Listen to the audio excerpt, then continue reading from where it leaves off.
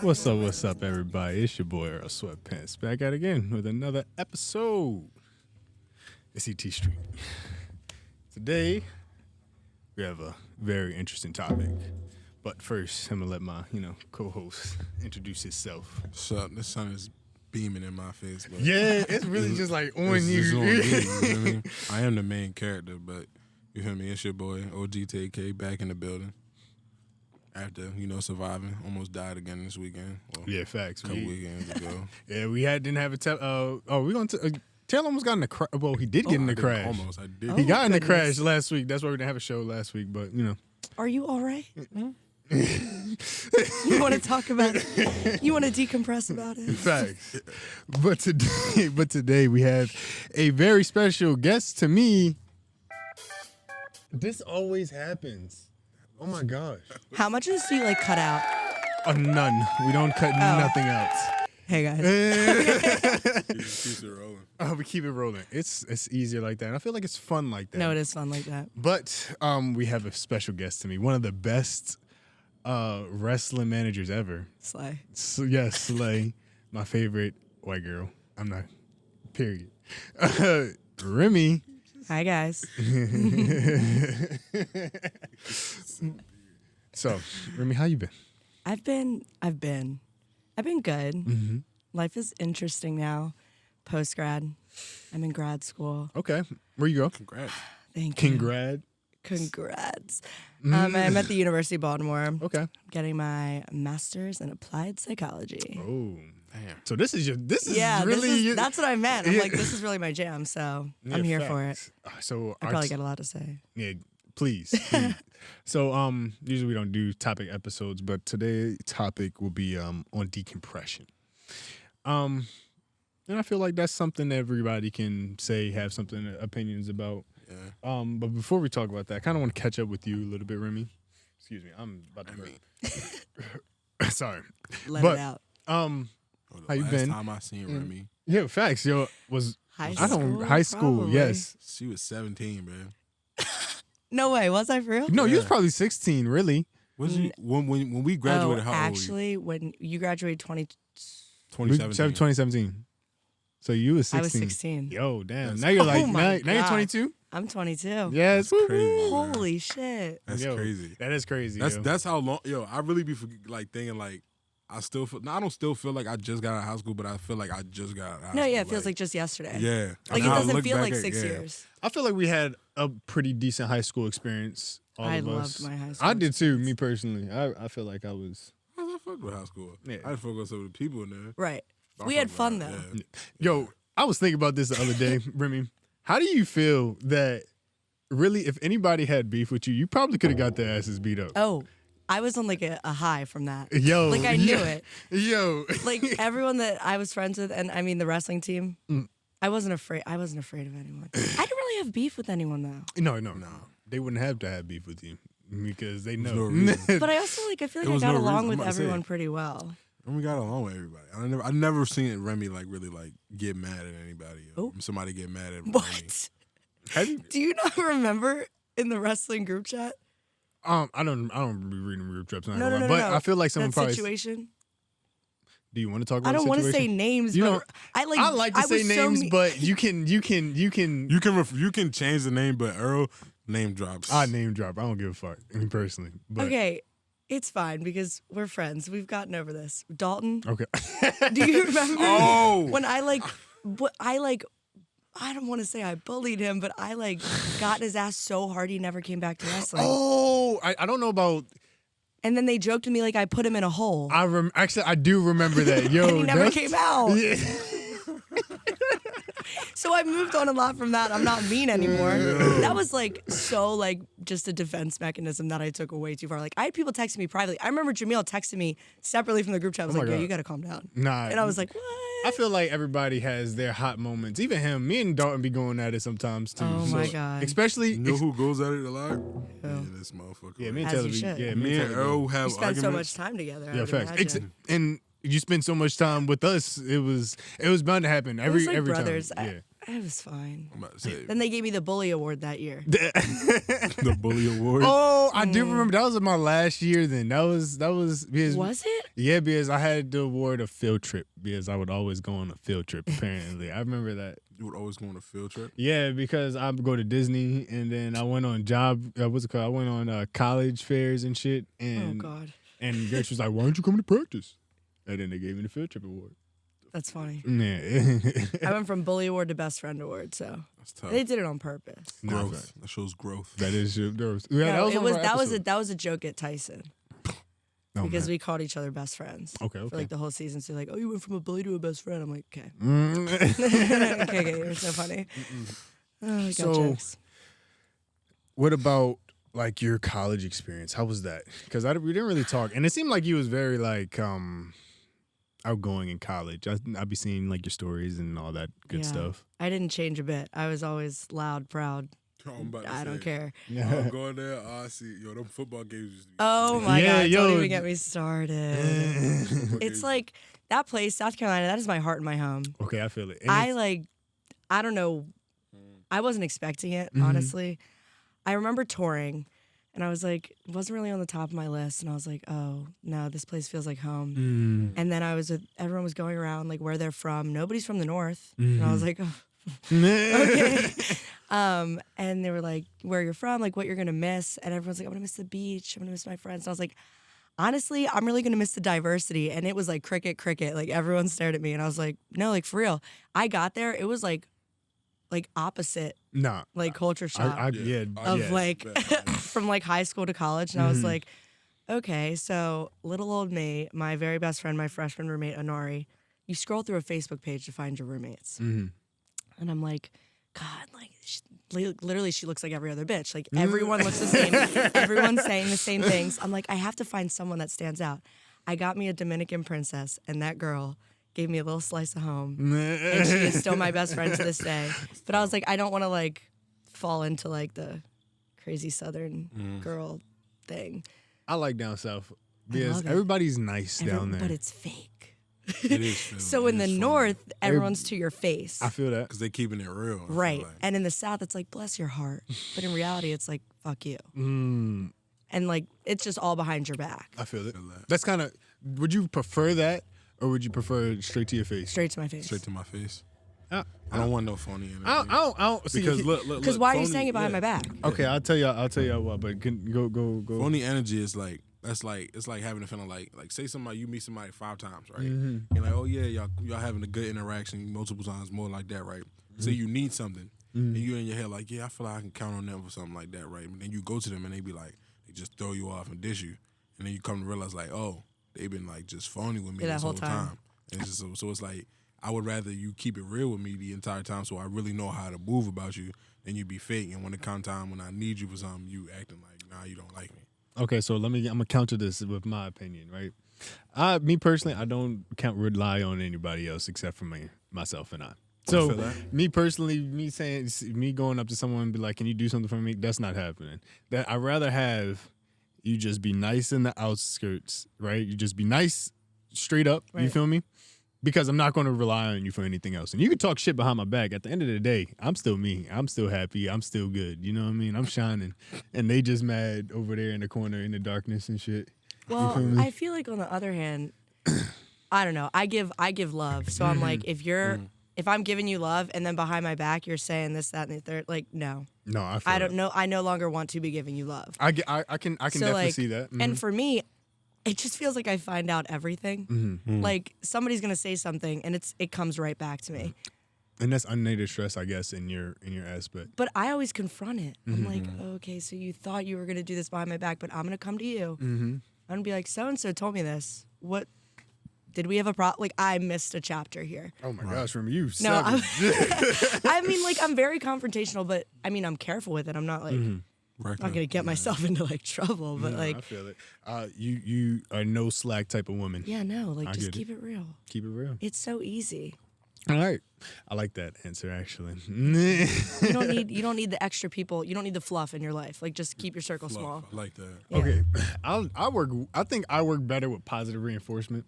I need the fluff a little bit. I'm not gonna lie. I feel like I thrive off of good comments. Well, that positive reinforcement can come from your small circle. It doesn't have to come from the fluffers, the fakers. It could. That is also I'll give you valid positive reinforcement. You're doing great, Earl. I appreciate it. Oh my god.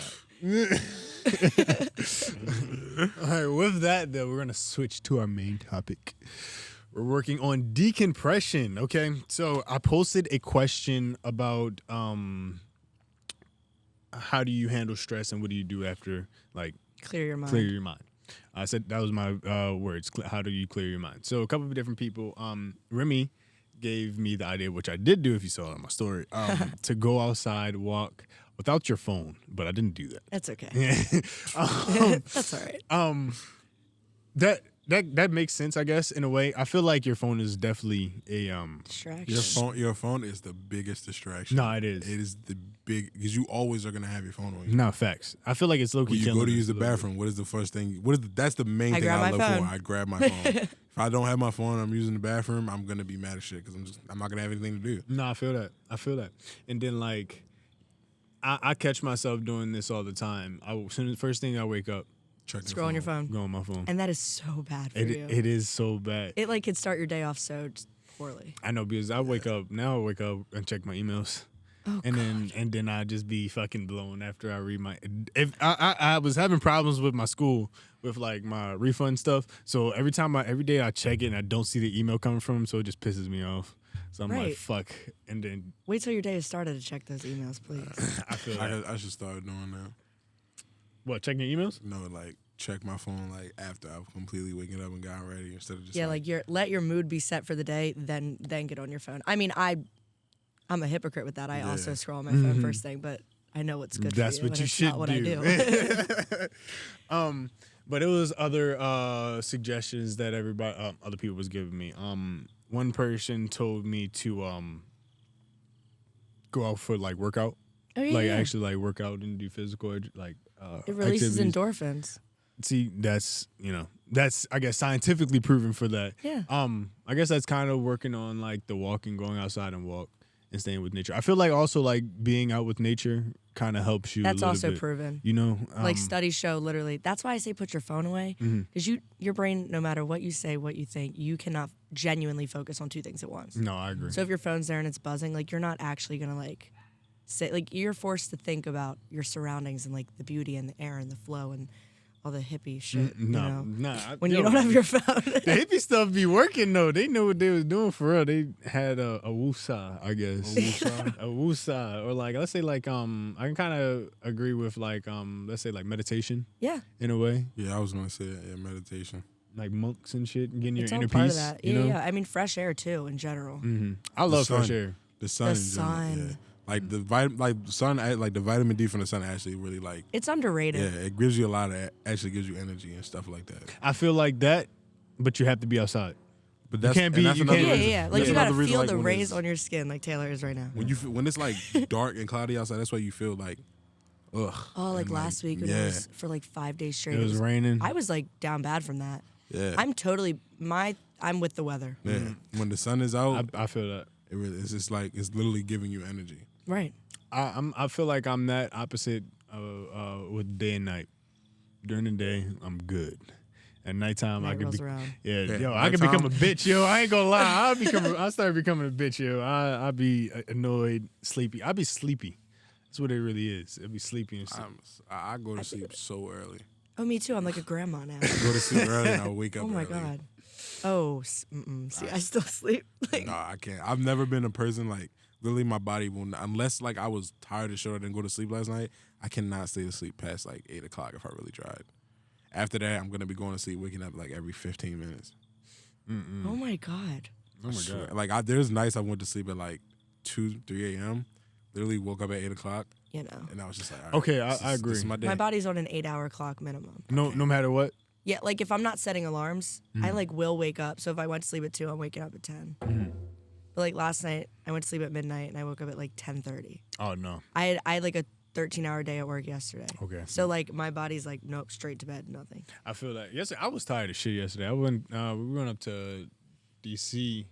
or Virginia for my sister. She's getting married. Oh, congratulations. Yeah, so she had a little party and she announced her bridesmaids and stuff. That was You cute. one of them? Huh? You one of them? I'm not a bridesmaid. No. My sister is, and my 2 cousins. That's what she did. Deja wearing a dress? I think so. Really? Yeah, you know my sister. Yes. Yeah. Hello, stud ass. Yeah, I think she could rock a suit though. Like she could rock a suit. just coordinate the color. Ooh. See that Would be hard. Colorful suit. No, she might steal the show though. Yeah, I'm not saying she might, like that shit would be hard. Like a suit the same like color like material is the that shit would be hard. Yo. I think my parents would like her to wear a dress, I know they would. especially Just for the moment. yeah, just Yeah, because this is my mom's first child Right, getting like married. married and shit. I think my mom and dad would like that. I mean, I don't care. I don't know. That's a subject, I guess. Yeah. I love Deja to death though. So, but another thing that someone said, I just was rolling after this. See, one guy said, go on Tinder and catch a body. I mean, hey, Yeah. to each their own. It That's is one to way to each do their it. own. It is. That's how is. you release your stress by releasing yourself. Well, that's what I was gonna say. That's another thing. Like, so that's how some people want to do some it. people That's how people do release themselves with sex though. Nah, Yeah, that's that's like a full blown thing. But like Tinder, I don't know. Maybe they don't want no connection with the person. That's what I was about to say. Tinder or Hinge. I feel like they just sex. Because you get that apps. one. I guess you just get that one person you don't know him, whatever. So it's like, It's like whatever. fuck it. No judgment because you're just like I could never see this person again. Yeah. You don't know me, I don't know you. Right. Yeah, no, and the guy that said it, I know what he be on. So, he's Not name dropping. Yeah, I'm not gonna name drop. Now you're not named dropping. But you know who you are. Oh God. Music is it's a stress relief. I can say for myself, music is a stress relief for me. Okay, so Blasting music. for me. Blasting music. Put So- my headphones in, and I turn it all the way up, and I just literally I drown myself in the song. What kind of music? I am whatever. I'm feeling. Because when I'm stressed, mine's like vibey, sad music. So like when I ain't gonna lie, sad. I don't know why the human mind does this, but when you're sad and you listen to sad music, it makes you more sad. But it's Right. like it's a release. It I lets can- you feel what you're trying Yeah. not to feel. Yeah. I feel that. I Yeah. can see that. Like there's be times like I'll be sad and I'll throw on like a sad ass X song.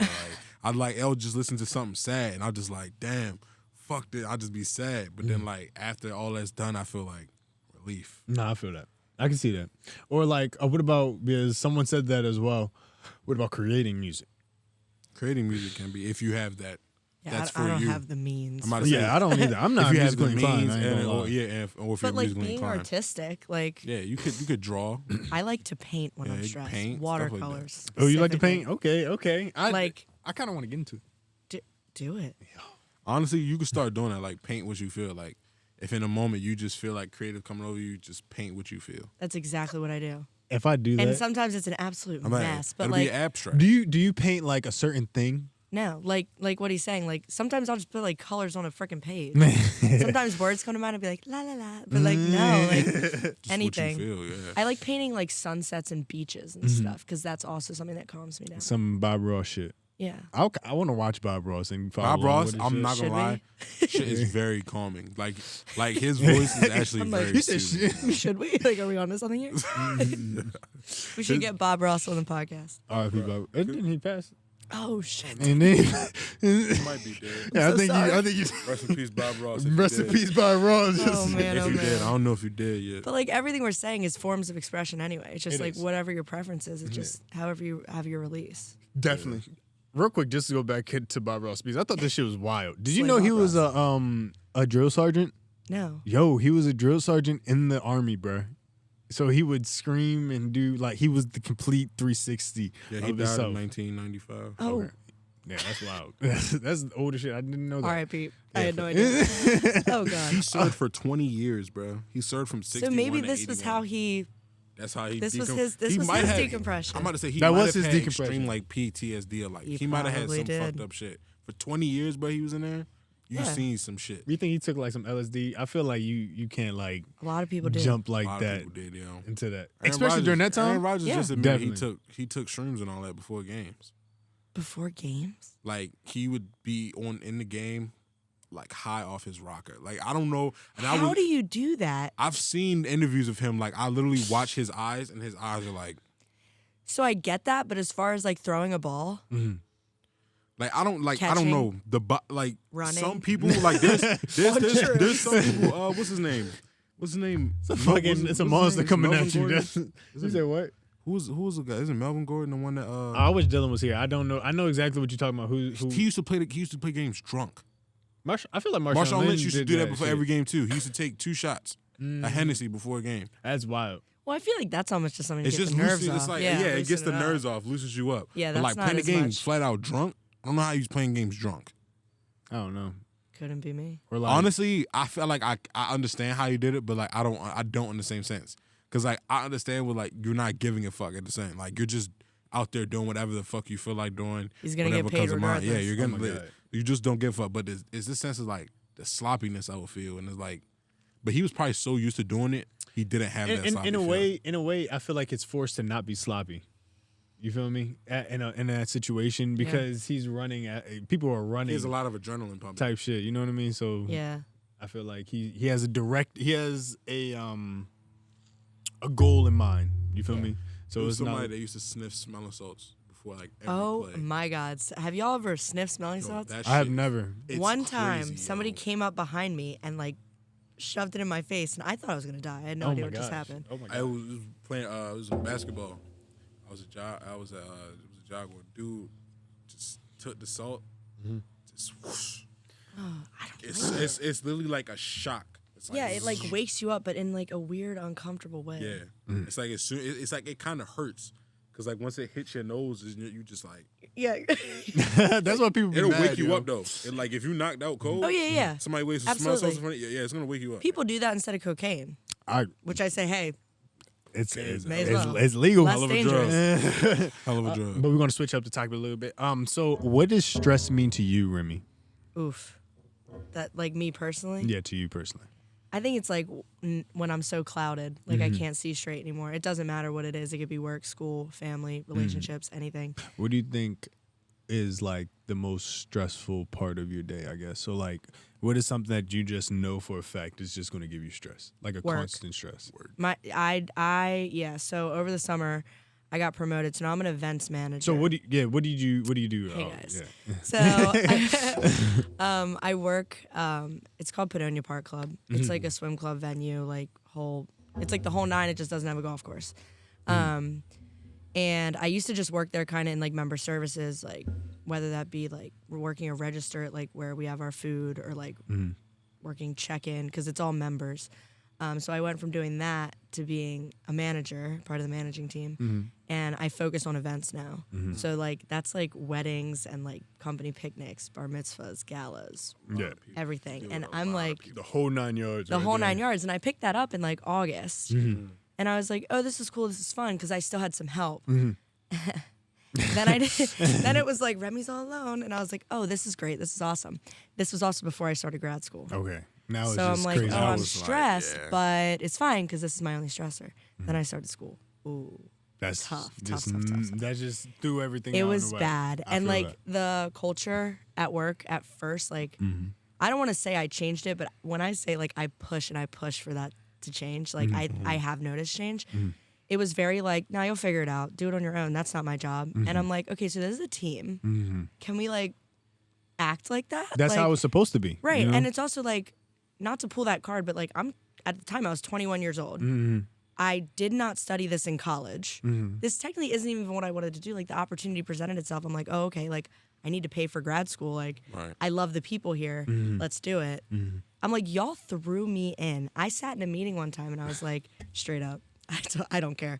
I was like, this is the most unsupported and unguided I've ever felt. Like you guys do. Yeah, no, like I Laid went it out, in yeah. and I was like, we had a couple like management positions quit. And I knew that going in.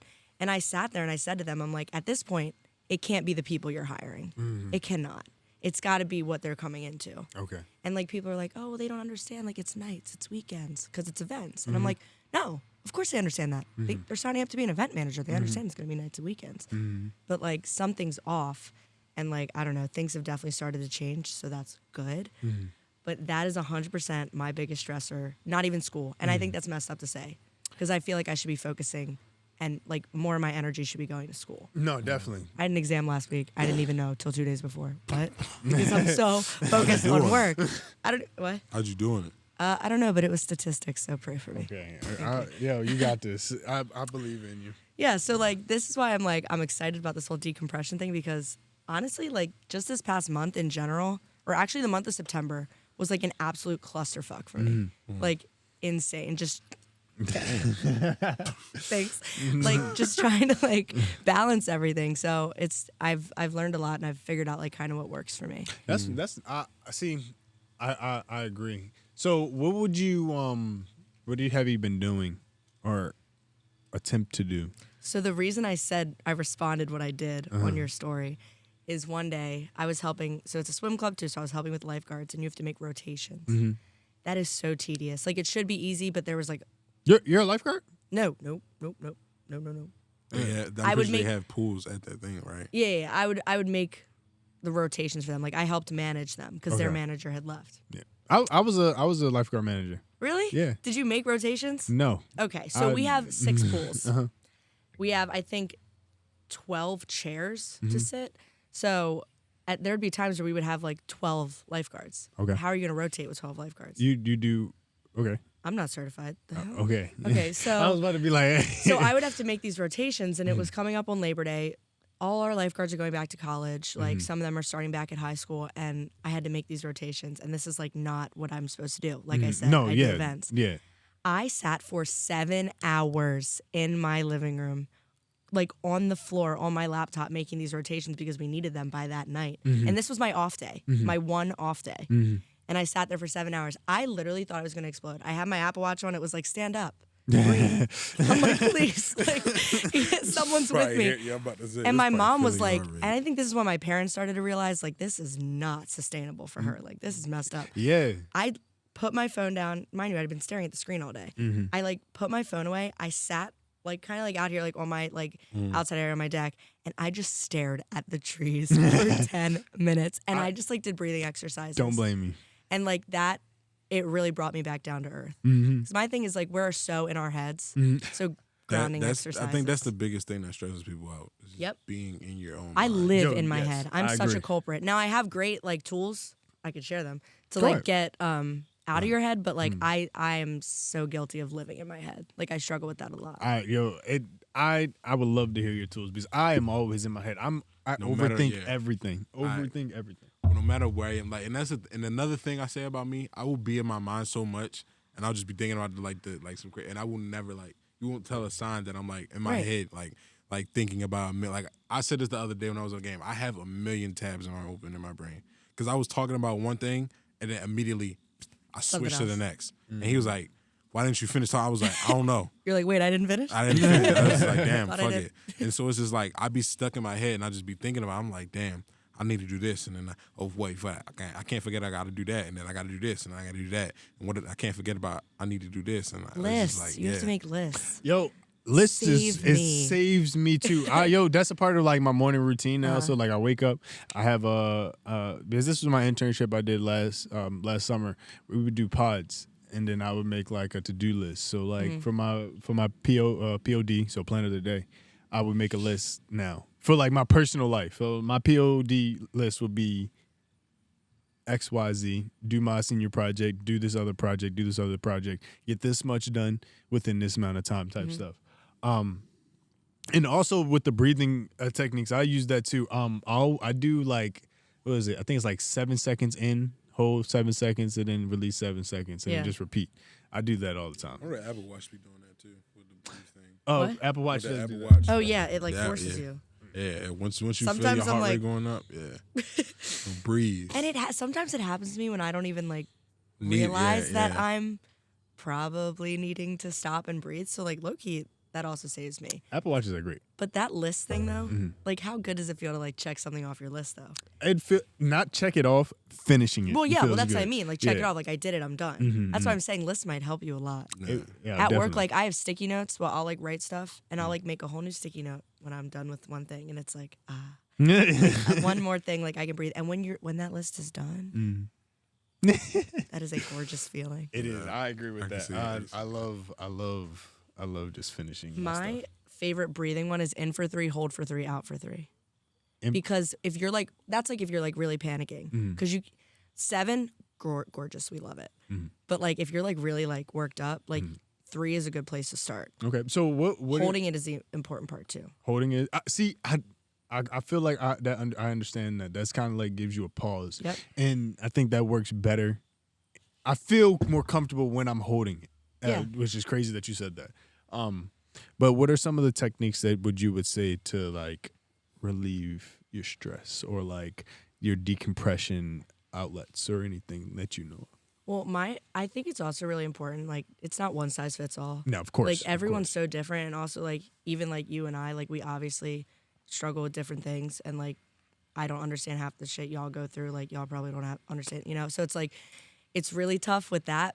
But, like, baseline, my starting is always like, I'm very lucky that I'm self-aware. Not everyone is self-aware. So it's like, I know I'm in my head. And I'm like, I'm not here right now. I'm here.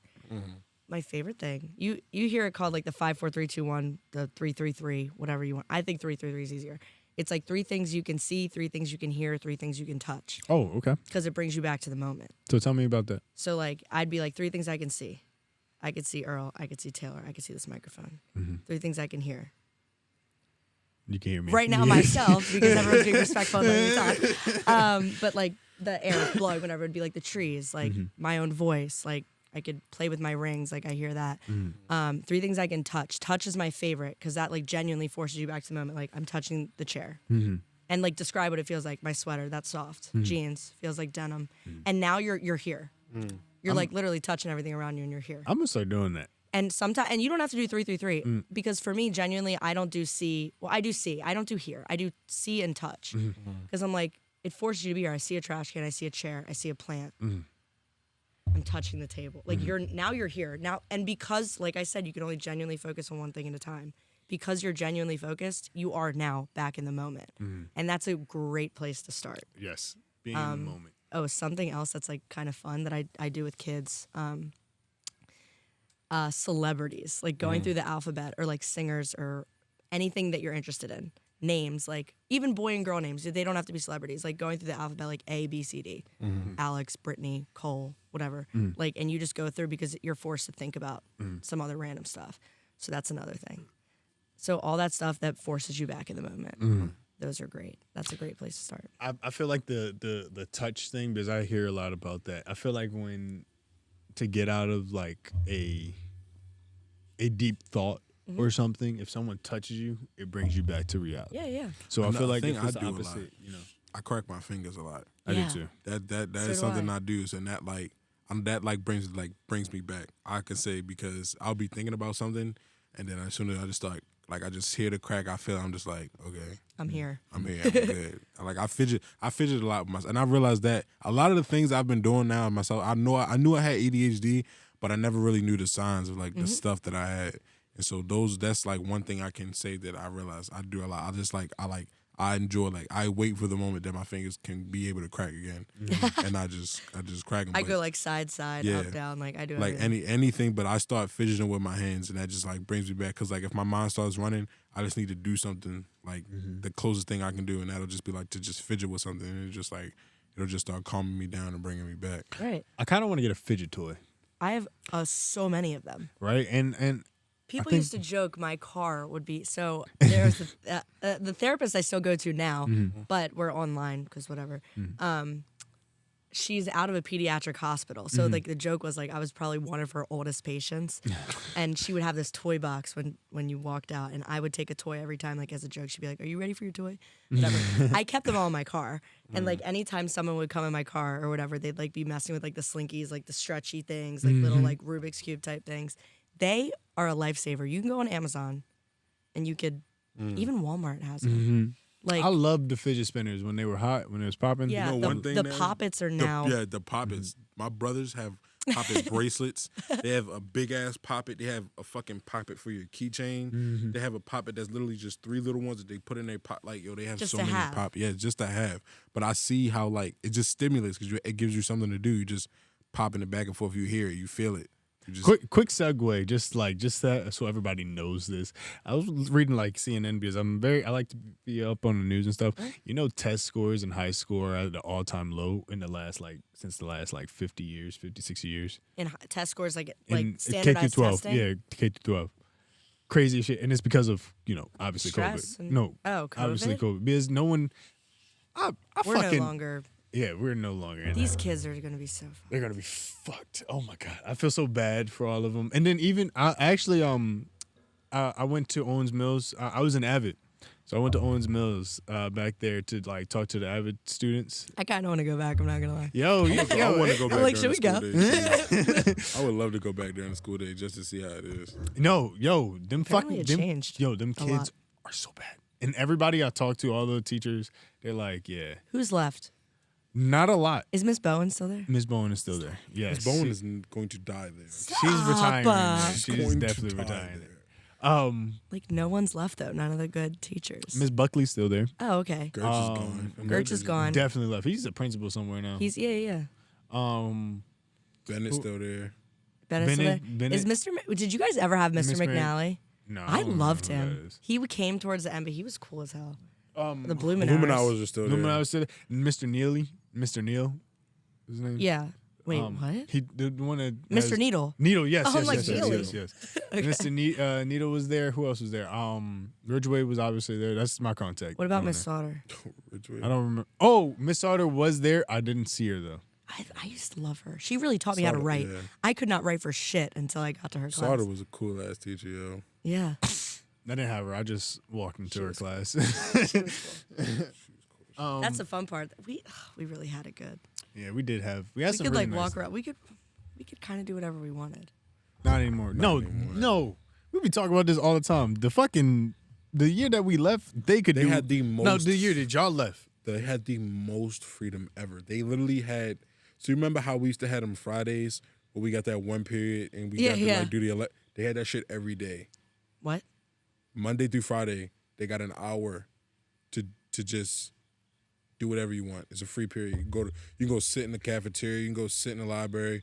You can go outside. That's why they're and play. bad. No structure. Because we fucked around that whole time anyway. Like We did. We definitely did. Yeah. We definitely did. I was in fucking. That's how you know when I leave photo to go to like fucking stage crew because my friends are there. I'm not going. I'm not. I'm not doing had anything. that every day, not just on Fridays. There's no they had way. it every day. Yeah, that was wild. And then another thing. So when I was lifeguarding, I had what's it called? I would go to different schools to like recruit and shit. Mm-hmm. Why these motherfucking kids come up to me? They left. They was coming from the back door, right? You know, like by the cafeteria, lower cafeteria. At Owings Mills? Yes. Yeah. They like had someone come and open up the back door for them.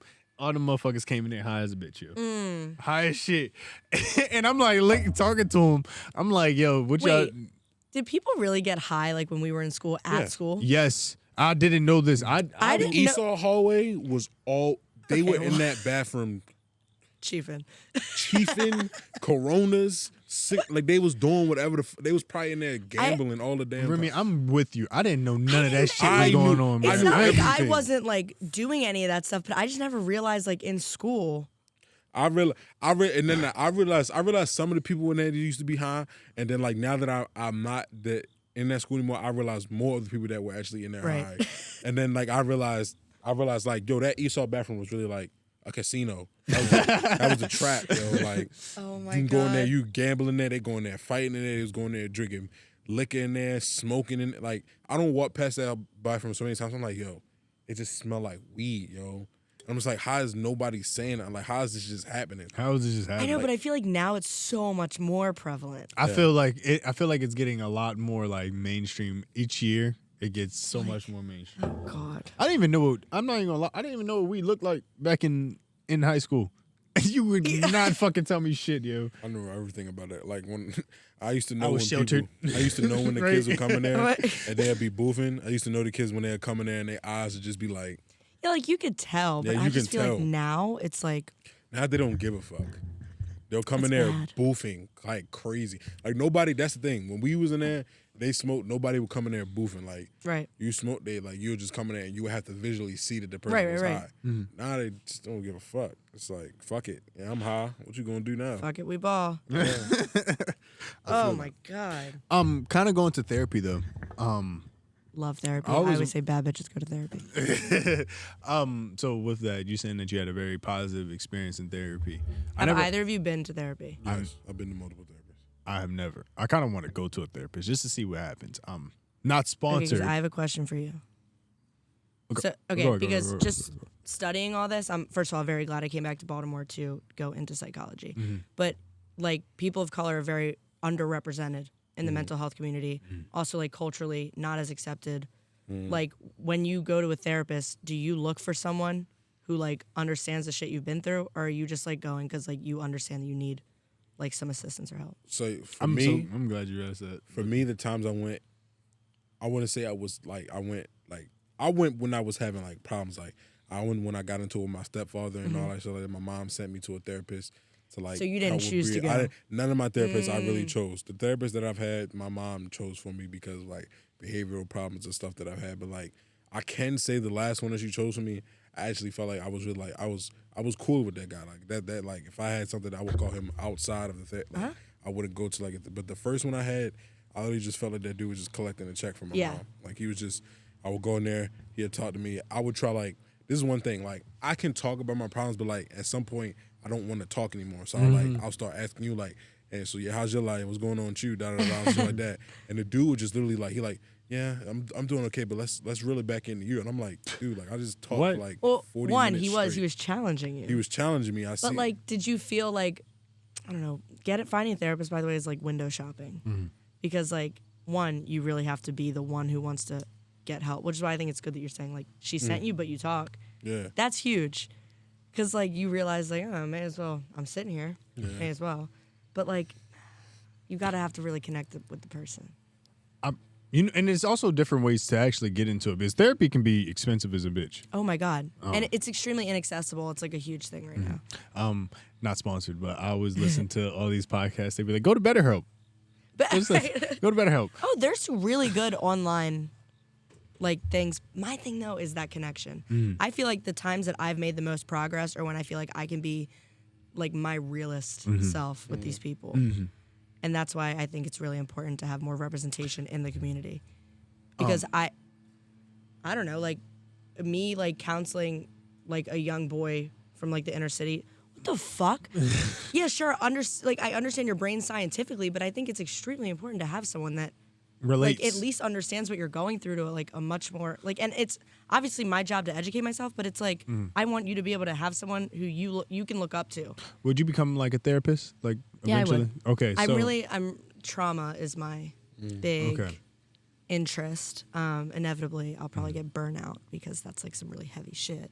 But I'm also really interested in assessment. All right, so I love this guy. So do you listen to other podcasts or anything like that? Sometimes I have a really bad attention span, so it doesn't always work. But if you have recommendations, I will listen. Have you ever listened to Therapy Gecko? I have not. I put Earl onto that. Yo, he did put me on, and I listened to every last one of his episodes. I literally put it on because I seen it on TikTok. Is that Lyle? Yes. Oh my God, my brother used to be friends with him. He robbed my house. I'm not even kidding. On the 4th of July, I was at summer camp. My dad left the house to go up the street to like a neighbor's house for something, and no one was home. And like we learned the hard way. We used to not lock our doors. We're like deep in the neighborhood. Like you gotta like know where you're going to go to our house. And my dad like sees Lyle walking, and he's like, something's not right. He's like, cause Lyle and my brother were friends, so it's like, but something in my dad was like, that's not right. So he like waits, and he's like still got this feeling. So he turns around, and he comes back, and he gets back. There's like food all over our counter, like, and he hears stuff like in my brother's room, and he like says some stuff to make him come out, and he was like, I'm so sorry, like I wasn't, but like hiding in the bathroom. That is so funny that you said that. Yo, are you? Because I remember he was like really successful with that. Yo, he's hella successful Yeah. with it. I'm like.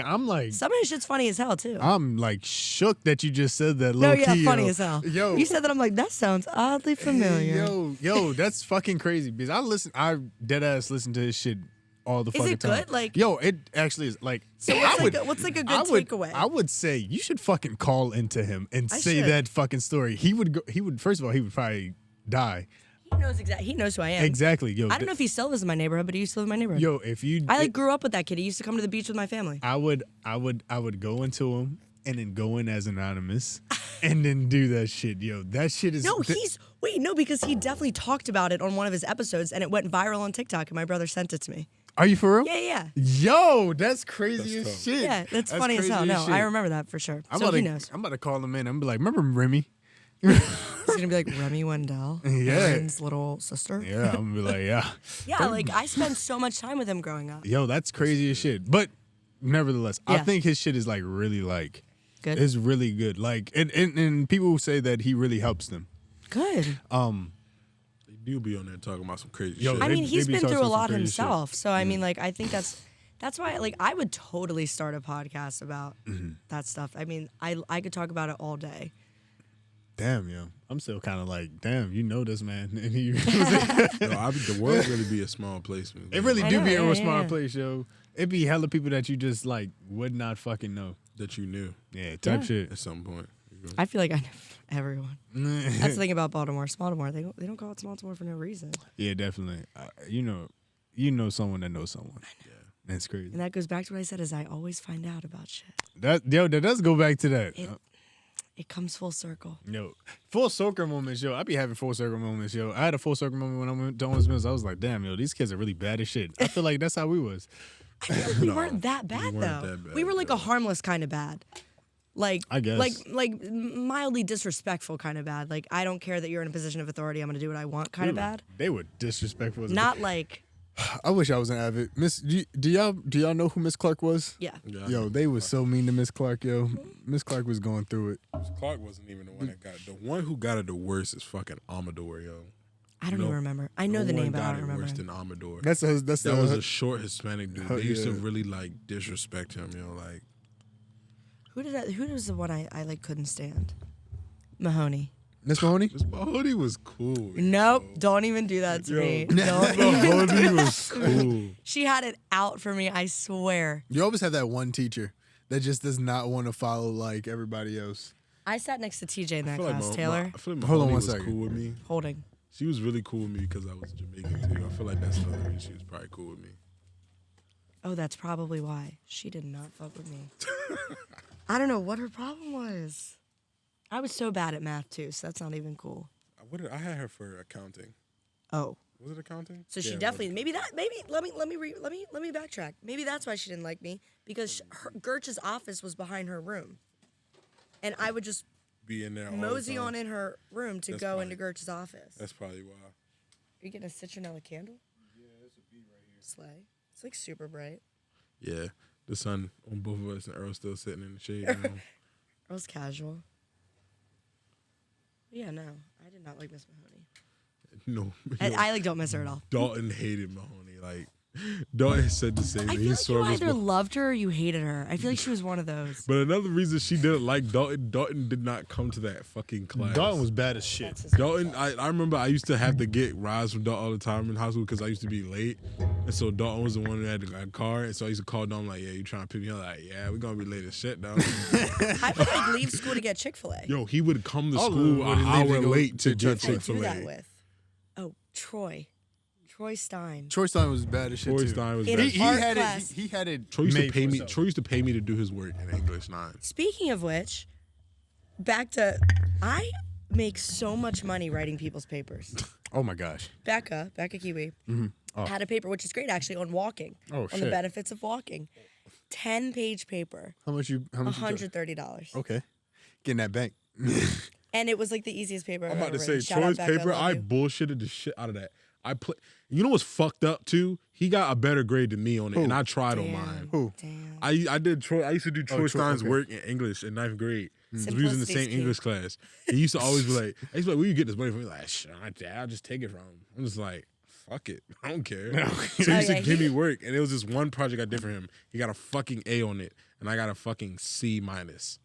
And I tried on my shit. His shit, I plagiarized my ass off. I plagiarized my ass off on his. That's why you fucking plagiarize it. And then that just shows you that these motherfuckers, high school teachers, they don't be giving a fuck if you have your shit. Well, I think it's kind of messed up. Because, like, I was listening to something the other day. My mom's in this, like, foundation thing, and they have speakers. And this lady was talking about, like, who were the angels in your nursery. Like, and I mean, like, for me, like, Gertch was one of mine. Like, when I, like, didn't believe in myself, like, that was the person who was, like, he would call me out so hard. He'd be like, your bar is here. Like, why the hell is your bar on the floor? Like, he would just challenge me all the time. And it's like, I feel like our teachers have the potential to be the angels in our nursery, and they are just so, like, caught up in the wrong shit. Some of them are good, but keep it real with you. Like Gertch is one of them teachers that kept it that's real. why a lot of people like the Gertch. Bennett was one of them people that kept it real. Yeah. Because it's like after you get out of this shit, it's real life now. Like, yeah. After you get out of high school, life is gonna smack you in the fucking face. You know one thing I didn't know? And it sure did. Like college smacks as a bitch. College smacks you too, but like you're already an adult. Like you've seen the adult lifestyle. When you're in high school, you haven't really seen that adult lifestyle because now you're gonna get out of your house. I mean, that's different for some you people. though. It's different for you. It's different for some people. It's different. I'm about to say some people had to go through high school already, growing up and getting into the life. But like some people, high school is still like you're still sheltered. Like you're still sheltered in high school. I still think Purposely. you're a little bit still sheltered in college. Still, I agree. Oh, I fully agree. Because especially those more so in college, I have to be honest. Because you get everything that you really need to live, and you're in a literal bubble on that campus. Facts. Like you're just away from home. That's the only difference. And it's literally like learn, sleep, party, eat, learn, sleep, party, and it's like, yeah, like I don't have to do anything. And then I think that graduating from college hits you so much harder. I agree. Beware. Another thing can depend too. If you go to college or not too. Some people that like don't go to college and once they get out of high school, they're just like that. For me, I could say that was for me. When I got out of high school, I didn't even really look for colleges. Like college was never a thing because I already knew like I don't like school. Well, you grow up faster, I think. Yeah, in the way you do it. Yeah, like when school was just never for me. Like I didn't like having to wake up early in the morning and do it. Like, and I know I didn't want to do night school, so it was just like. I was sitting there, I'm just thinking, like, I don't want to do school. I don't want to sit there and get all these $1,000 in debt for something I just don't want to do. So I didn't go to school, but I know, like, I can say some things, like, it's like, you grow up faster, yeah, and it also makes you, like, realize, like, how the world works a lot more, too. And it's, like, everything, like, I could say one thing I learned from the world a lot is, like, nothing lasts forever. Ooh. Wait, I struggle with that so hard. I can say a lot of people struggle with that, but it's just, like, at some point, something's gonna move on, or something's gonna break, or something's just gonna give way. Yeah, definitely. You said that in one of the other episodes. Bro, I'm telling you, that's the biggest thing I've ever learned in my life. I will say that to myself. I will say that to my kids. I will say that till I'm blue in the face. Nothing lasts forever. You gotta live in the moment. You have to every moment like it's your last too. More importantly, and it goes both ways as well. It goes both ways. Yeah, it's the positive and the negative. Positive and the negative. That's I really important. Really remember that about the negative too. Like a positive, you guys are gonna be laughing in the moment. It's gonna end, but it's like the negative is because you live in a negative more than you live in a positive. Right. Positive moments and things that happen in your life feel like this. Like it feel like you just like it was so fast. But when you're feeling something sad, it just feels like it's draining on you and weighing on you because you're thinking about it too much. It's also an effect of when you're having fun. Yeah. When you're having fun, time flies when you're having fun, like they say. So it's like when you're sad and all that, you're just going to be living in that and just thriving in the moment of being sad. But you got to remember, tomorrow this shit, like say you smash your foot or like you just hurt yourself. Right. It's going to hurt now, but tomorrow it's not going to hurt the same. It's not going to last forever. It's just, nothing lasts forever. So I love that you said that. I'm like working a lot on like accepting the moment. I have a very irrational fear of like premature death. Okay. I guess it's not irrational. Like I feel like everybody you could die at any moment. Yeah. I read this book for school about existential therapy. And it was totally not what I thought it was. It's very much just like accepting that every day you live is like the potential. You're constantly just striving to reach your full potential. And part of that is accepting the fact that in one instant it could be gone. And it's not, everyone thinks like existential. They think like, oh, I'm having an existential crisis. Like everything's so negative and pessimistic, but it's really not. And my thing is like accepting the moment for what it is, living in it, not dismissing, acknowledging, but then letting go of negative like feelings. And then like as far as like the whole premature death things go, it's like what are we really what really are we losing? Because if you're really like in the moment and in like spiritually in touch and everything or whatever, like you miss my struggles, you miss the physical. Right. Like you're no longer going to sit in front of me, you're no longer going to give me a hug, I can't talk to you anymore. But if you take everything you learned from the person, if you take all the experiences you had in the moment, you're remembering, and what you're remembering right now. Because like it's kind of hard to explain. So it's like what happened in the past, but you're remembering it in the moment. So it's still in the moment. They're still here. Definitely. Even if they're like over at your neighbor's house, what you're remembering is in the moment. So it's like it's super tough. Like, but it's a practice, just like everything else. Yeah, it's the things that you have to work on, and that's to be the hard part. You know, you have to actually work on it. You know. Yeah. It's I guess it could be referenced as like a muscle. You know. It is. You feel me? I mean, your brain is a strong badass muscle. Remembering that it's powerful is important, but remembering that you are more powerful, like you have the power over it. Like sometimes, like you said, like when you're in a negative space, it feels like it's gonna last forever.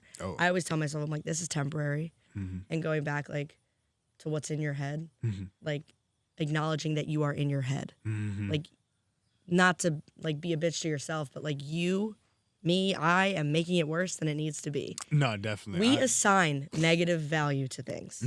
Nothing in this world is technically negative. We have just assigned it a negative value. Like everyone who knows me knows I hate throw up. Why? I don't know. I assigned some negative value to it when I had some traumatic ass experience when I was younger. Yeah, what's up? Can you tell me your traumatic experience of throw Sure. up? I'm Because I guess like, yeah, we haven't talked in a really long time. So I will say I've made a lot of progress. I feel like in high school, middle school, everyone was just like, no, like, don't talk about that around Remy. Like, don't make throw up noises, like, blah, blah, blah. I used to, like, barely even be able to talk about it. So, and this experience in itself was a huge learning curve for me. So, when I was, like, 7-ish, we still don't know exactly if it was, like, stomach bug, parasite, food poisoning. Nobody knows. I threw up, like, 27 times. Oh, man. Damn, yeah. That's in a day? In a waking day. I don't know. I feel like that's more than what. Like that's more than one time an hour. She threw up at least 2 times an hour, sometimes 3, yo. Yeah, and the first few are like the ones that are the most traumatic. Like the first one, it was like I was like having an exorcism. I'm about to say because the first ones, that's when you're really like, the first one's when it's like in your it stomach, hits, yeah, and it came full blown whatever. Anyways, that's why I'm afraid of a lot of foods too, but we'll get into that. So that happened. That day happened. I'm just living my life. Obviously, it was miserable, but I don't think I realized how it would affect me. And eventually, like, it wasn't really like, obviously, like, you're a kid, you cry when you feel sick. So, like, when I would be feeling sick, I'd feel like, oh, like, I hate my life. But then, like, in middle school, we were in the process of figuring out that I was lactose intolerant. Everything I was eating was making me nauseous. I lost, like, 30 pounds. So I was like 75 pounds in middle school. Oh, man. I was diagnosed with failure to thrive, and I was not allowed to participate in gym class. Oh, man. Which low-key was great. No pacer test for me, that's for sure. And that's actually when I started managing sports. I started managing basketball in middle school because I was like, I can't play sports. So, so I go to like a bunch of therapists. My first thing I did with a therapist when I realized I had a serious issue was like when I first started all this, I couldn't really hear the words. I couldn't like see the words. So it would be like I would have letters held up in front of me. You couldn't see the word. Wow. I couldn't read the word, like rebuke that word without having a panic attack because it looked like puke.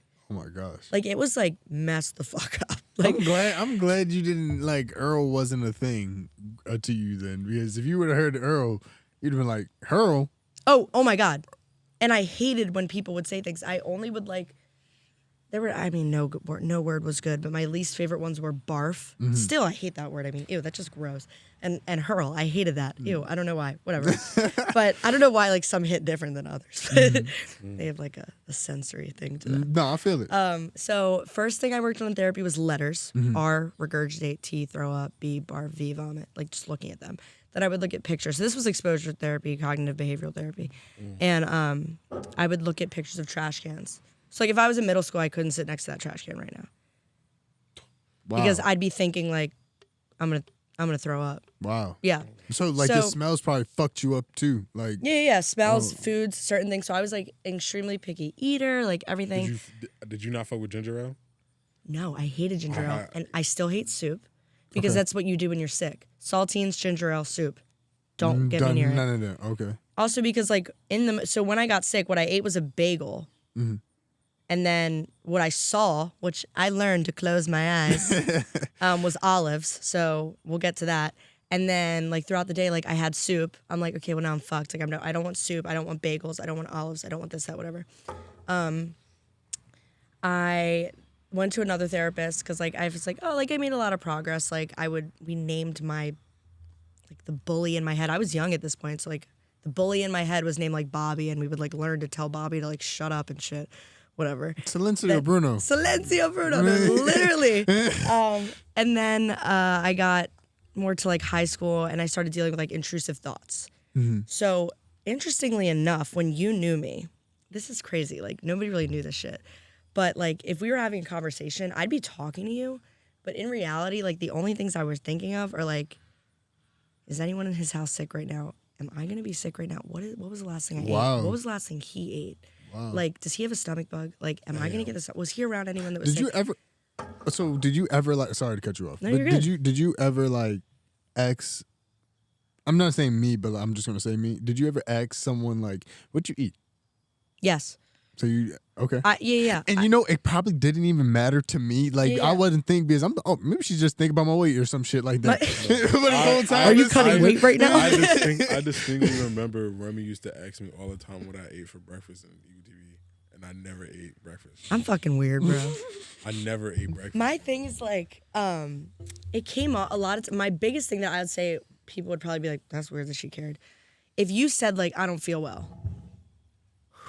You could not say that around. I would be like, what do you mean? Wow. Okay. Like all of a sudden I'd be like, wow. What kind of not feel well are we talking about? Are you congested? Or does your stomach hurt? And then if someone would say their stomach hurt, I'd be like, what kind? Because I was like, at this point, I'm so afraid of being sick. I was very aware of like a gas pain versus acid reflux versus nausea. Like I was very aware. You kind of put yourself in that, like now that you're like saying this to me, you're kind of putting yourself in the situation. Oh yeah. Because people when we wrestled, when one person gets sick, everybody gets sick. Oh my God. When you guys would run off the mat and throw up into a trash can, I'd be like, oh my gosh. I wish I like paid attention to this now. Like, wow. I mean, Becca. You did a really good job hiding it. Thank you. There would be times though. So then it got to the point where something happened.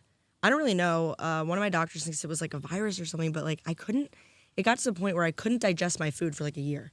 Oh man. And this was during wrestling season. This was November of like, I don't know if it was my junior year. So what would happen when you eat? You would throw it up? I had like a mental block, or so I thought. I threw up from the time that I had my traumatic experience. I threw up once in high school because I ate something bad. And it was like literally I threw up like once or twice and I was like done. And I was like, oh, maybe that'll stick with me. Like it doesn't have to always be like an ongoing thing all day. You're miserable. It didn't stick with me. In fact, it traumatized me even more. And then gave me more foods I didn't want to eat. Then I made it all 4 years of college without throwing up until finally I threw up in January. And my friends were literally like, have you ever seen The Office? A scene where it's like, what is the procedure? My friends, I swear, were like, we'll get to that. We'll get to that. But yeah, no, with wrestling, that was crazy. Becca helped me a lot. She was also going through shit. But something that happened, with the whole digestion thing, I was like, my senior quote was my note of like, please excuse Remy's absence. She wasn't feeling well today. Like, I'm not even kidding. Because I missed so many days of that school year. I remember I missed my econ final. Like, I just like couldn't get out of bed. I was missing birthday parties. I was missing birthday dinners. I was like missing things. And like, I mean, like, not to bring this up, but like, I don't thank Tyson enough because he would sit on that damn couch with me for like days on end, and I feel horrible. But like, he was like really there for me for that, and like, I needed that because I isolated myself socially. Like, wrestling season was like my social hour, and I remember specifically Solomon saying to me like something about like he like asked me if I was okay or something, and not in a weird way, but he was like telling me like I looked tiny. He was like, you look so skinny. Like, I think I was wearing like yoga pants and like this quarter zip that I would wear, this South Carolina quarter zip. And he's like, are you like okay? And I was like, no. But like people were starting to notice. And this then is your senior year. Yeah, my senior year was I didn't horrible. See I didn't see this. Right. Okay. So November of my senior year, this all happened. In December, I was in the emergency room. Like, I wasn't eating for like 3 days. And my dad's like, if you're not eating or drinking anything, I wouldn't put anything in my body because I was afraid to get sick. He's like, if you're not eating or drinking anything, I'm taking you to the emergency room. My dad was like a no bullshitter. My mom was like, oh, honey, it's okay. And like, that was great. But my dad was like, no, like, you're gonna die. Yeah, she's gonna die. So I would go to the emergency room, whatever, and I remember getting this new doctor, a GI doctor, and like I was in such a bad place, and she was like, I was telling her I was like isolating myself socially because I was like so afraid to like be around people or whatever. She's like, I promise you're gonna go to your senior prom. I laughed in her face. I was like, no, I'm not. Like, I'm LOL. Thank you for your time. I was in the emergency room 2 days before senior prom, but I went, and I was like, damn. I'm really that bitch. But like, so just a lot of progress. And from there, so it's like crazy. I went from like having to be shown pictures of trash cans and letters to working on intrusive thoughts so I could actually hold a conversation with someone, then working on actual skills for like when I feel sick.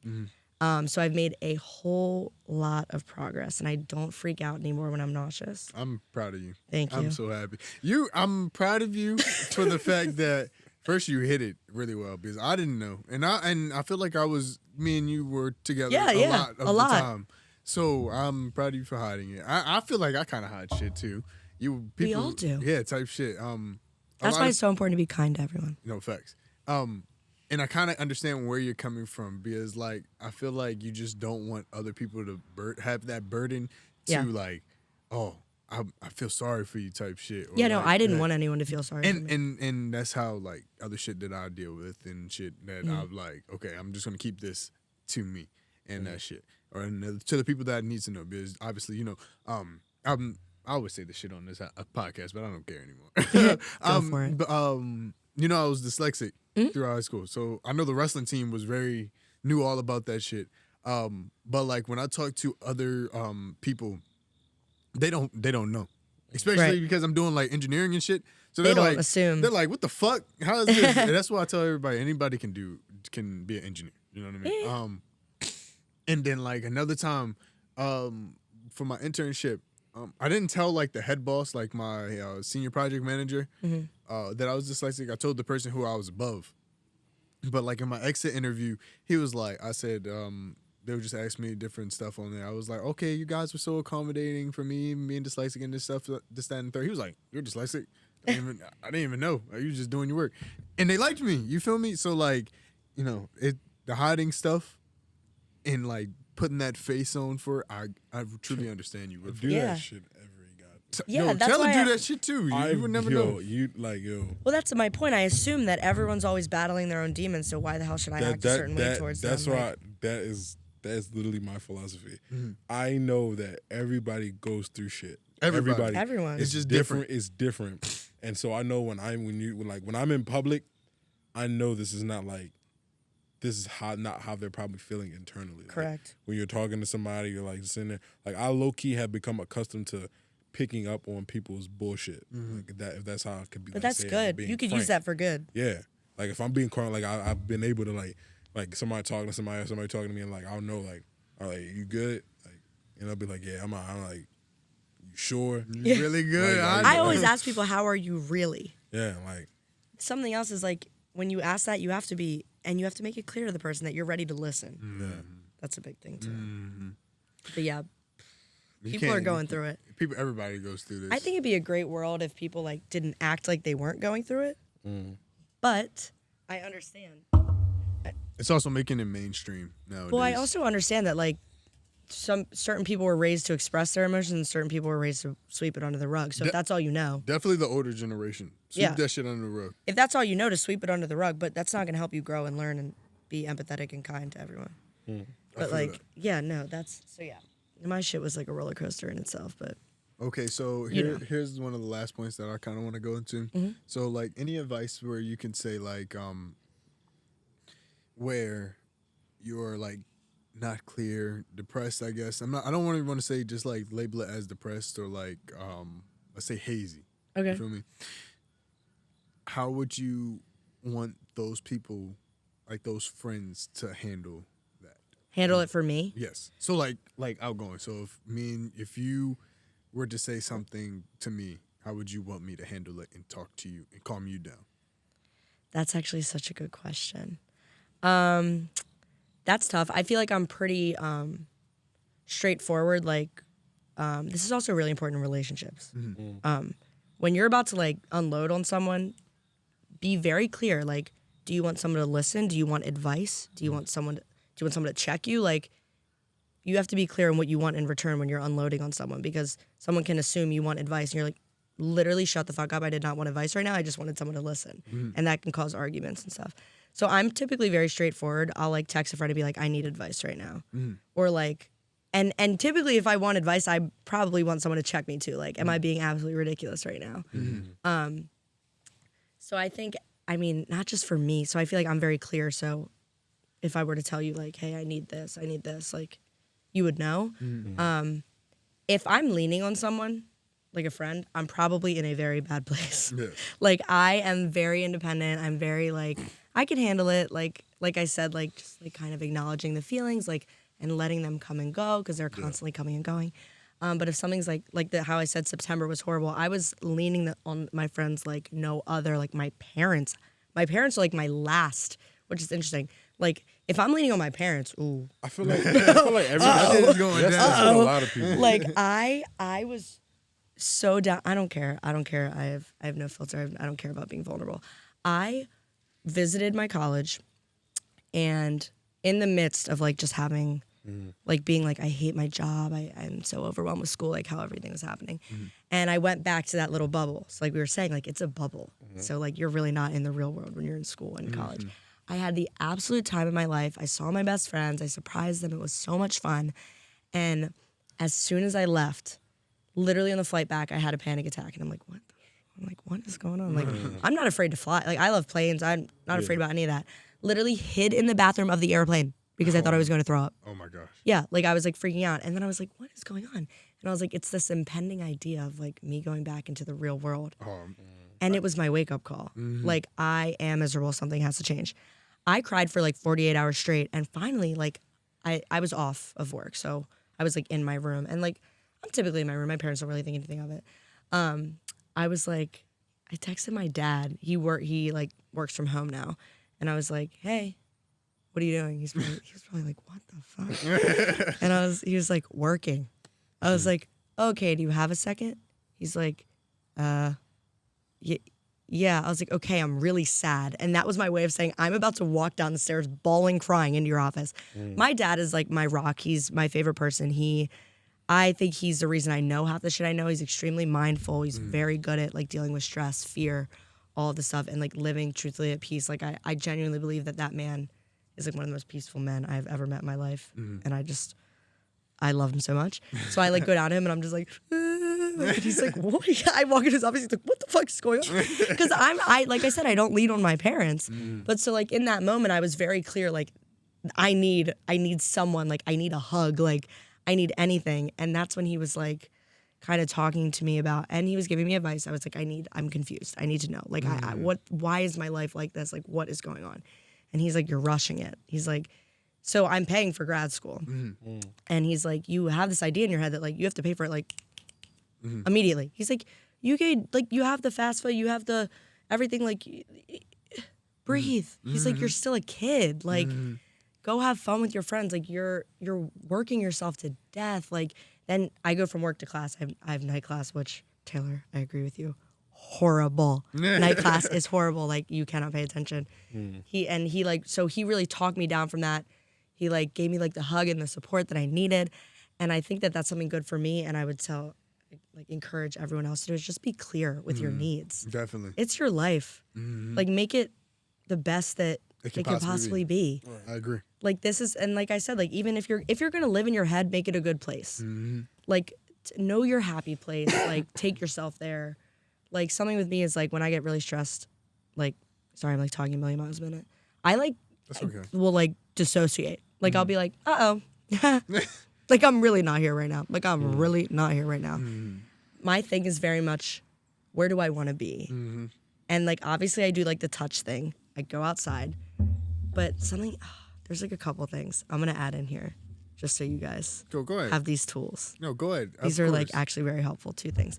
1, if you, like, picture your happy place. So, like, picture your happy place. I'm going to do it right now. Like, right. I'm doing it right now. Okay. Where are you? Where am I? Yeah. I'm right back there, like, in my basement. Okay. I'm in my room right now. You're in your room. I'm in the basement right Okay, there. now if you had to picture, like, anyone that was, like, somebody's with you, who's the first person that comes to I your can't head? say that. My dad. Your dad, who's the first person? Can't say that. What do you mean? I don't want to say it. Say it. I don't want to say it. Say it. I don't want to say it. Say it. Is it I bad? would not name drop people. All right? For this. Is it like a... Do I know them? No. I'm not going to tell you if you know them or not. But Wait. That's cap. this is not my therapy. So this is interesting because that's, like, the person that You feel the most. you feel the most comfortable with, and you would want to be by your side if you, like, needed something and you were struggling. Yes. And, like, they are your happy place. Okay. So something really interesting to me is that when I do it, I'm in, like, the fucking, like, I'm in, like, Bali, right? Why am I in Bali? I've never been there. I don't know. What call it. But I'm with my mom, and to me that's very interesting because I always talk about, like, how my dad is, like, that's my person. But I'm with my mom, and I'm like, whoa. So, like, that's, like, when I'm, like, really, really down bad, I go to my mom. That sounds killing you. Low key. Yeah, I'm so sorry. I'm so sorry. But I'm chilling. I appreciate it. I'm like, but I can't put the sunglasses on because I'll look like a fucking, like, alien if I put them on. No, you're fine. God gave me hands for a reason. I'm gonna use them.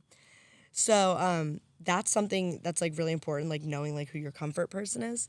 And then another thing with controlling your thoughts, and this is, like, super elementary, but it works for me, especially when I'm trying to fall asleep. Your feelings and, like, your emotions and the shit, because everything's running through your head when you're falling asleep. That's, of course, like, you're like, here, let me relax. Your brain's like, no, why would we relax right now when we could think about everything that's stressing us out? Like you said, you have a million tabs open. You picture, like, a board. Okay, wait, this is actually perfect. Like, literally, like a soundboard or, like, anything. We have buttons, knobs, levers, everything. That's literally exactly what I picture in my head. And you label them. Happiness, anxiety, stress, whatever. And you just picture yourself, like, turning it down. Oh, I was about to say turning it up because I'll be turning my stress up a lot. No. So that's what I'm saying. So, like, when you're trying to fall asleep, it's like, picture the board and it's like, I'm turning stress down. Happiness is up. Calm, up. Like, all Anxiety the negative, down, turn them down. And then that way it's, like, in your head, like, you have control. Because that's the thing we all struggle with is we're, like, we think we're not in control. And reality is you have to get the control back. So that is, like, literally, like, picturing that in your head when you're trying to fall asleep is actually very helpful. That's actually a really nice comforting type of thing. Yeah. I'm going to try to do that because I actually do try to, like, you know, when you don't go to sleep. What I do when I don't go to sleep, it's not for, like, stress or anything. I count backwards. Yeah. Right? I feel like overstimulating your brain tires you out. So, like, keep on counting backwards or, like, doing, like, 99 bottles of beer on the wall. Yeah. I used to do that all the time when I was lifeguarding, by the way. I would go through the Whatever whole works entire... for you. I used to repeat the word nothing. Nothing. Would you do it fast or would you do it like slow and, like, calming to, like, to Oh, make okay, my okay, like okay. to clear out my mind, like, you know what I mean? nothing. Like just nothing. Like I said, you can only focus on one thing at a time. So anything there you that had nothing was something to do with being, like, nothingness, like not having any of, like, a word, I would repeat it, and, like, I would just, like, start to just, like, try to, like, slowly, like you're throwing out the trash, like you're just throwing something in the trash. That's something else. So you got to be careful with that. So, like I said, like, you can't just throw away your emotions. That's another thing of, like, sweeping it under the rug.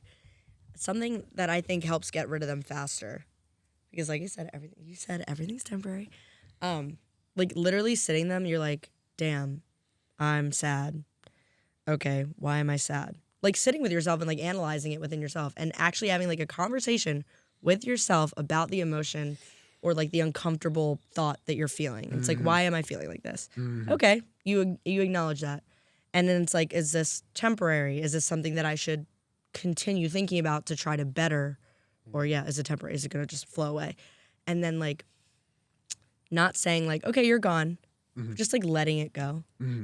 Like I always say to myself, is it true? Is it helpful? You know what? Amara said something to me about this before. She wanted to write little letters to herself. And then we have like the fire pit right there, and throw the fire pit. That's what I did. That is my favorite thing to do. Right?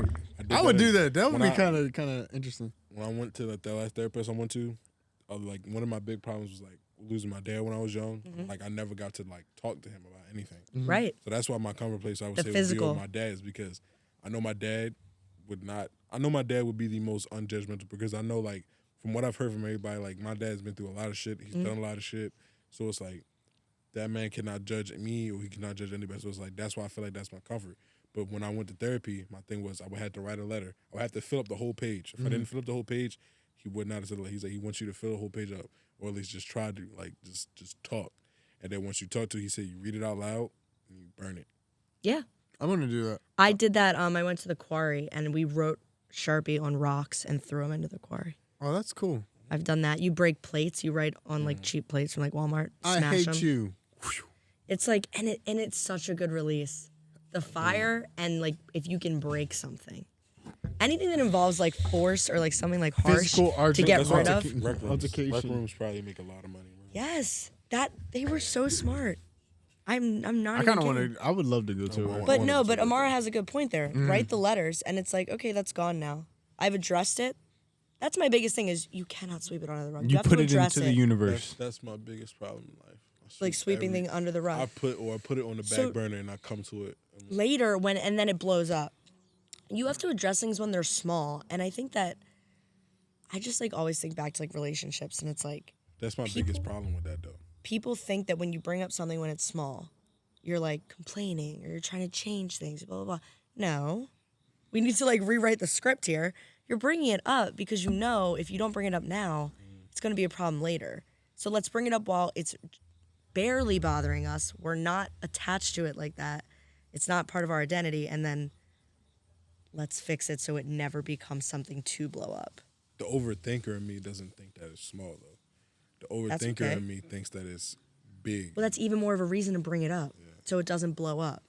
And I'm honestly, I become very non-confrontational. I do not like anything that has to do with like confronting something or just like feelings or people, like anything. Interesting. I'm very like I flip-flop myself. Like I was very confrontational, but like I confronted everything, and I was, but like as I got older, I just started to like lean back from that, and I just became a very chill, just whatever. Like I was literally telling Earl this morning, like I live my life like at a paddle boat with no paddles. Oh yeah, we was talking about that. I'm just floating whichever way the water goes. I am floating that way. I haven't really like decided to pick up the paddles and start steering it. I'm just like, but that's good. Yeah. Because that means you're accepting wherever the world takes you. Accepting whatever. But like, you say that analogy, but as long as you're genuinely accepting what's happening, that's the key. Yeah. It's a little birdie. Because you could say, it just flew right there. You could say like you're sweeping things under the rug, and which you say you are. So it's like you're on that paddle boat, but there's a difference between letting the paddle boat take you wherever the fuck it wants you to go versus you along for the ride. And I think that you might be letting the paddle boat take you wherever the fuck it wants you to go. Yeah. With like sweeping things under the rug and not acknowledging it. Whereas if you're along for the ride, you see something, you acknowledge it, you address it, and you keep floating. So you got to be careful with that. You got I like that. That's very interesting. Also, like as men, it is very hard to like be your full emotional self. I have to be completely honest with you guys. I'm gonna just say it. I think it is one of the most attractive things for men to be emotionally vulnerable, everything. Cry. I don't give a fuck. Like if you think, first of all, two things. If you think a woman or whoever you're interested in is gonna judge you because you cry, what the fuck? I'm so sorry you were raised that way. Two. Okay, I have something for that. Yeah, go for it. All right, so I'll tell you this. I feel like, because I teared up one time. Did someone judge you? I felt like soon as I teared up that one time. I've never seen Earl cry. That shit went from downhill. With the person? Yes, with the person. So that brings me to my second point. If you're with someone who makes you feel that way, you're with the wrong person. And obviously I you learned. I'm not with her anymore. You learned you were with the wrong person. But I'm like, if somebody doesn't accept you for your full ass self with everything that comes with you. Cried around them? Who? I'll say the name, Brittany. Yeah, I fucking teared up because that one time we was about to break up, and I was like, all right, fuck. I didn't cry. I teared up. I choked up. You see that fragile masculinity right there? He right didn't there. cry. Tell me I didn't. cried then. I didn't. He didn't cry. No. He teared up. Not when we did break up. When we did break up, I my emotions after that day when I'm about to say when we got together that night, you just looked like it was just like I have to be. I lost my after that, and I felt like she didn't really care about it. I was like, all right, fuck it. And then I just get into a mode where I just do not give a fuck. Well, I'm like, low-key, let me know if you want to do another episode on relationships because I got you with that. But girls, who broke up with who? She broke up with me. Okay, Slay. So that goes right into my point. Girls, not Slay. Sorry. Girls, when they are in a relationship and they feel like things are starting to fade, if they're the ones that broke up with you, they checked out months ago. Yeah, and that's why after the relationship or towards the end, you felt like she didn't care. Yeah, because she was so fucking checked out. Guys, on the other hand, are like, la-di-da-di-da. And they're like, oh, everything's fine. Or they do start to check out. Guys really live in La La Land. Like guys live in La La Land. And then it hits them later. Mm-hmm. Like... And that breaks a girl's heart because she's like, damn, he really didn't care. Like, yeah, I was checked out, but damn, like he really didn't care. But then like a month goes by and they're like, fuck, like I kind of miss her. It's very, very interesting how that works. No, but for me, the second she I knew what was up. You could feel something was wrong. I already knew it was up. The second that she did that shit, I felt bad for like maybe a day or two. After that, I just did not. You were cruising. I said, fuck this. You didn't actually fuck with her like that then, did you? I guess not. The shit that, if you really care about someone like that shit hits you like so disgustingly deep and heavy. It's gross. No. Like I've experienced that before. It's not fun. All right. Unfortunately, we're going to have to start closing up the show. Bye, queens. But what we do like to do, we like to have our guests say something positive at the end of the show. So some reinforcement like you can give to anybody out there. It's like if you had to tell somebody one thing that you would think like keep them going or something like that, like what would you tell them? Oh, you were put on this earth for a reason. Be yourself. God makes no mistakes. I don't even believe in God like that, but you were put on this reason for you. Be you. If you're not accepted by people, you're around the wrong people. You will find your people. You will find your place. No, your weight is not too heavy to carry. I love that. Yeah. Makes so much sense. And life is like monkey bars. In order to move on, you have to let go. Ooh, I like that quote. That's saucy. So, live by that.